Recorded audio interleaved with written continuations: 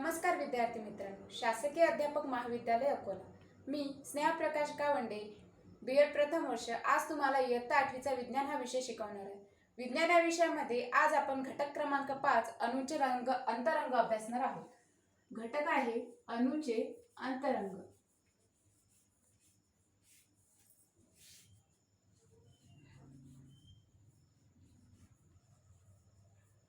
व आपला उपघटक आहे संयुजा आणि इलेक्ट्रॉन स्वरूप.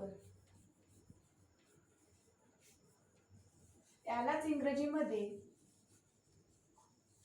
व्हॅलन्सी आणि इलेक्ट्रॉनिक कॉन्फिगरेशन असे सुद्धा म्हणतात.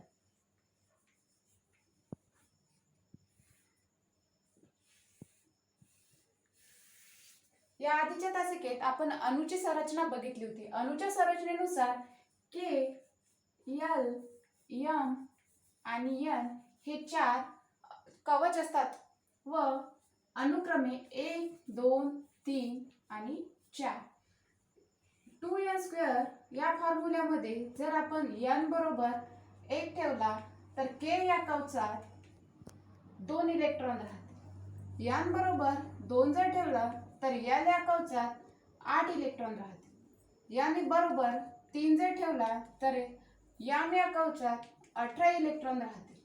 व n बरोबर 4 जर ठेवला तर n या शेलमध्ये 32 इलेक्ट्रॉन राहतील. अशा प्रकारे अणूची संरचना असते हे आपण या आधीच्या तासिकेमध्ये बघितले होते. आता आपण संयुजा म्हणजे काय हे अभ्यासूया. संयुजा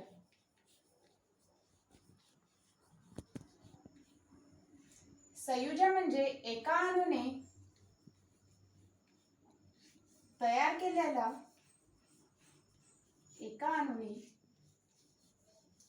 केलेल्या रासायनिक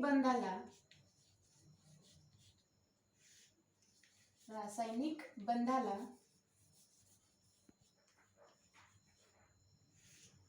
संयुजा असे म्हणतात.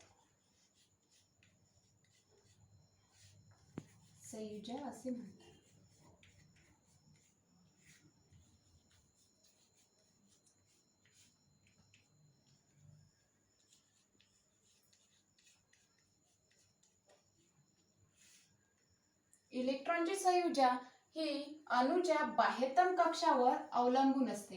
म्हणजेच बाह्यतम कक्षात जर 1 इलेक्ट्रॉन भरलेला असेल आणि 1 इलेक्ट्रॉन जर एकच इलेक्ट्रॉनची जागा राहिलेली असेल तर त्याची संयुजा ही 1 राहील. चला तर आता आपण संयुजा ही इलेक्ट्रॉनिक कॉन्फिगरेशनवर म्हणजे इलेक्ट्रॉन स्वरूपावर अवलंबून असते. तर त्याआधी आपण इलेक्ट्रॉन स्वरूपाबद्दल माहिती घेऊया. इलेक्ट्रॉन स्वरूप.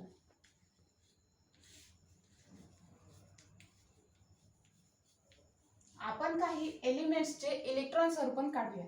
आता समजा आपण हायड्रोजन घेतला तर हायड्रोजन मध्ये 1 इलेक्ट्रॉन असतो. तर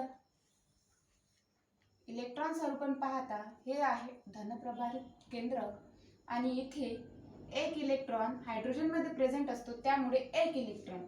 हेलियम मध्ये 2 इलेक्ट्रॉन असतात, केंद्रक.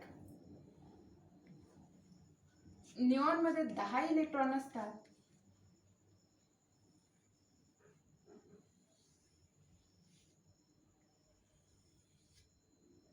1, 2, 3, 4, 5, 6, 7, 8, 9 आणि 10. आता पहा, हायड्रोजन मध्ये 1 इलेक्ट्रॉन असतो, परंतु K शेलची व्हॅलन्सी ही 2 असते. त्यामुळे 2 - 1 बरोबर 1. म्हणजे इथे हायड्रोजन मध्ये 1 इलेक्ट्रॉनची जागा आहे. त्यामुळे हायड्रोजन हा इतर मूलद्रव्यांसोबत संयोग करू शकतो. परंतु हेलियम मध्ये 2 इलेक्ट्रॉन हे फुलफिल झालेले आहे. तसेच निऑन मध्ये L हा या शेल मध्ये 8 इलेक्ट्रॉन असतात आणि ते सुद्धा फुलफिल झालेले आहे. त्यामुळे हेलियम आणि निऑन हे निष्क्रिय वायू आहेत असे मानले जाते,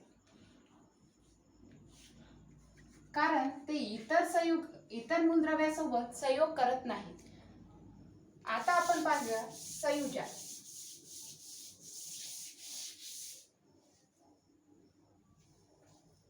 आता अणूच्या बाह्यतम कवचातील इलेक्ट्रॉन संख्येला संयुजा इलेक्ट्रॉन असे म्हणतात. जर बाह्यतम कवचामध्ये एक इलेक्ट्रॉनची जागा जर शिल्लक राहत असेल तर त्याची संयुजा ही 1 होती.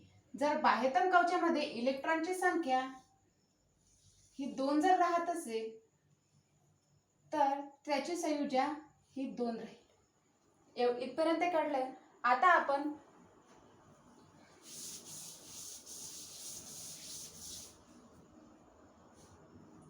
काही मूलद्रव्यांचे संयुगे पाहूया.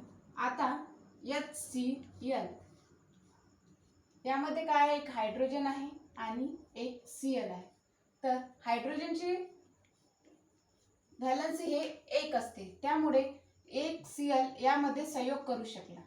तर याचे इलेक्ट्रॉनिक कॉन्फिगरेशन काय आहे, हायड्रोजनचे 1. आता आपण पाहूया काही मूलद्रव्याची संयुजा, रेणुसूत्रे व ते कोणकोणत्या एलिमेंट सोबत संयोग करू शकतात. मूलद्रव्याची संयुजा. मूलद्रव्याची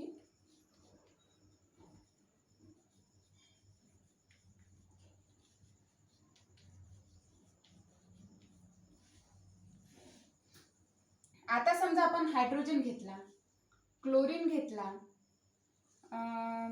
फ्लोरीन घेतला, सोडियम घेतला, तर हे कोणकोणत्या मूलद्रव्यासोबत संयोग करू शकतात हे पाहूया. आता आपण घेऊया संयुगाचे रेणुसूत्र.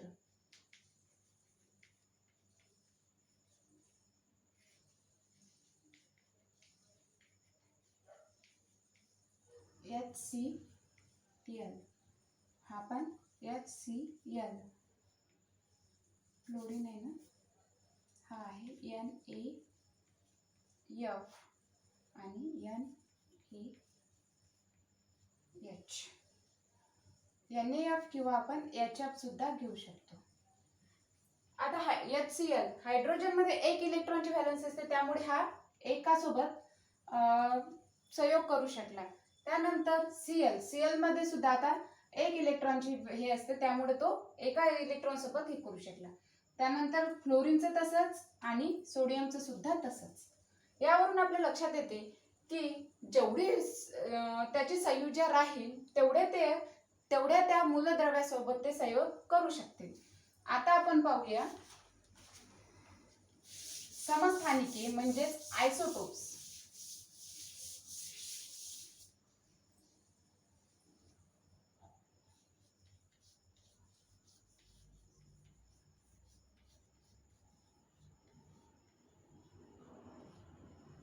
यालाच इंग्रजीत आयसोटोप्स असे सुद्धा म्हणतात.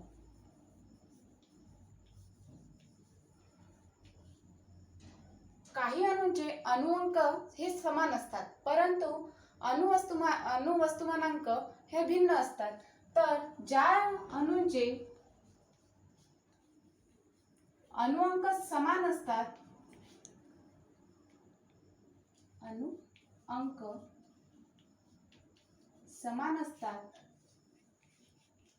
व अणुवस्तुमानांक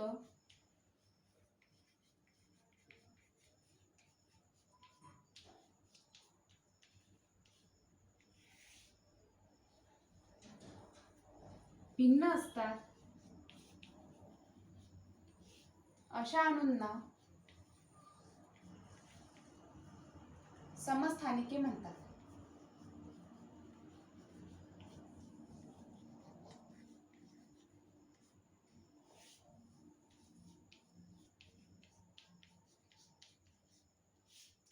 ज्या अणूंचे अणुअंक समान असतात परंतु अणुवस्तुमानांक हे भिन्न असतात, अशांना समस्थानिके असे म्हणतात. समस्थानिकांचं सगळ्यात चांगलं उदाहरण म्हणजे कार्बन. कार्बनचे C12,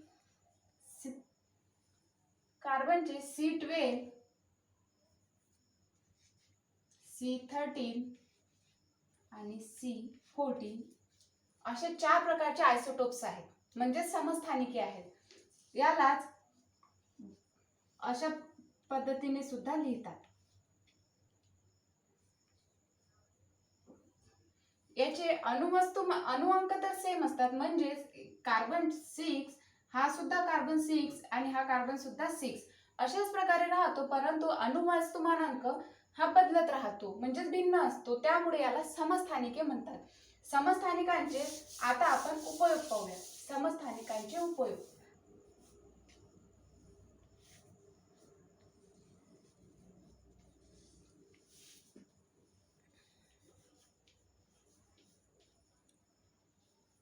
समस्थानिकांचा उपयोग वीज निर्मितीसाठी सुद्धा होतो. वीज निर्मिती आणि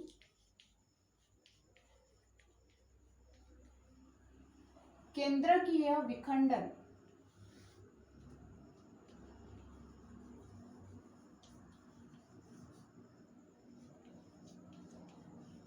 यासाठी समस्थानिकांचा उपयोग होतो. दुसरा आहे कोबाल्ट 60 याचा उपयोग कॅन्सर या आजारावर होतो. तिसरा आहे आयोडीन 131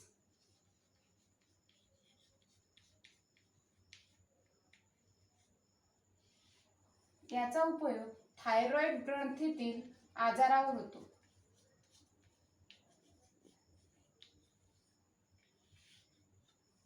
तसेच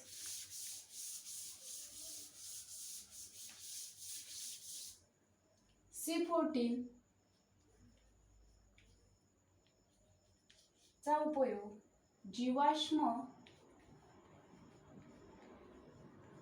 जीवाश्मांचा शोध लावण्यासाठी होतो. म्हणजेच मृतदेह किती वर्ष जुना आहे हे आपण C14 च्या समस्थानिकांवरून ओळखू शकतो. आता आपण अणुभट्टीचा अभ्यास करूया.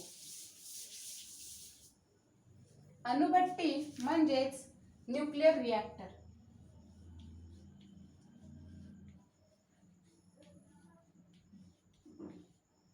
अणुभट्टीला इंग्रजीत न्यूक्लिअर रिॲक्टर असे म्हणतात.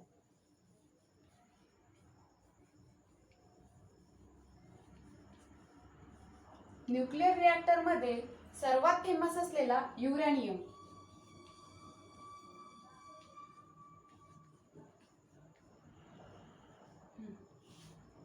वापर अणुभट्टीमध्ये अणुऊर्जा निर्मितीसाठी केला जातो.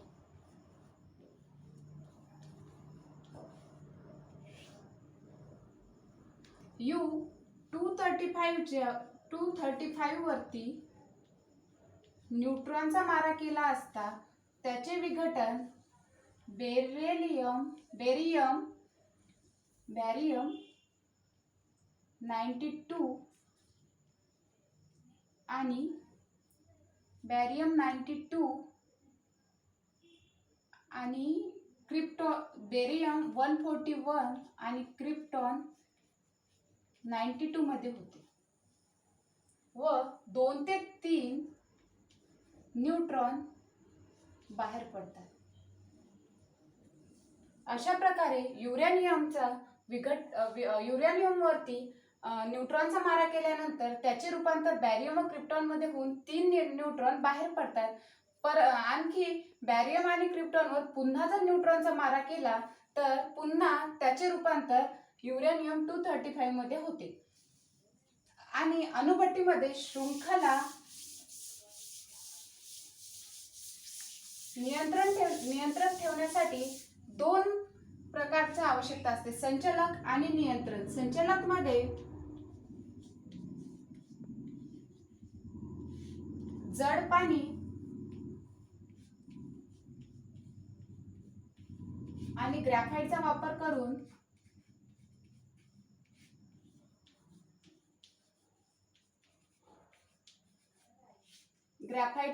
करून अणुभट्टीमध्ये स्फोट होण्यापासून दूर ठेवतात. तसेच नियंत्रण मध्ये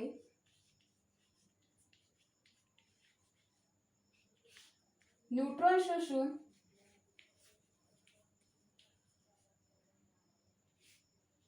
त्यांची संख्या कमी केली जाते आणि स्फोटापासून दूर ठेवले जाते. त्यांची संख्या कमी करून स्फोटापासून दूर ठेवले जाते.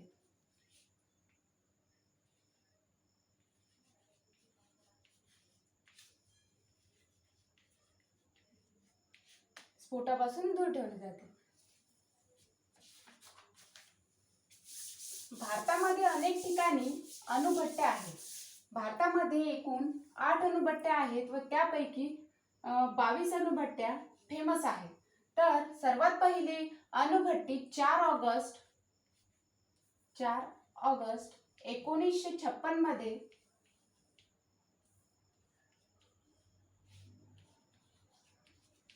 मुंबई येथे बाबा ॲटॉमिक रिसर्च मध्ये अप्सरा या नावाने सुरू करण्यात आली.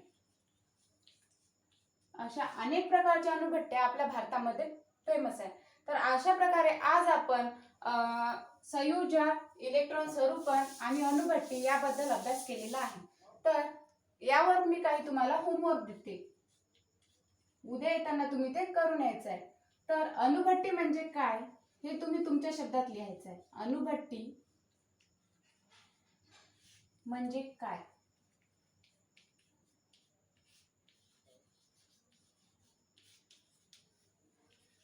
दुसरा आहे